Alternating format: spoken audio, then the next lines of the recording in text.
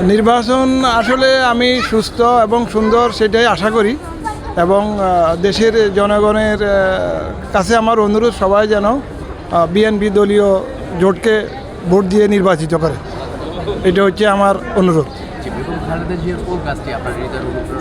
বেগম খালেদা জিয়ার আসলে যে কাজটি সেটা হচ্ছে ওনার যে আপসহীন যে নেত্রী, আপসহীন যে ওনার নেতৃত্ব, এটাই সবচেয়ে বেশি আমাকে মুগ্ধ করে। ইসলামী মূল্যবোধ, গণতন্ত্র, জাতীয়তাবাদ, এগুলায় আমি আসলে বেশি প্রলুব্ধ এই ব্যাপারগুলোয়। আগামী নির্বাচনে যদি জয়লাভ করে সেক্ষেত্রে প্রবাসীদের জন্য কতটুকু আসলে আমরা যারা প্রবাসীরা আসলে আমরা সবচেয়ে বেশি নির্যাতিত। আমি গত সপ্তাহে আসছি, এয়ারপোর্টে আসিও কিন্তু আমার অনেক হয়রানির শিকার হইতে হয়েছে, বিড়ম্বনার শিকার হইতে হয়েছে।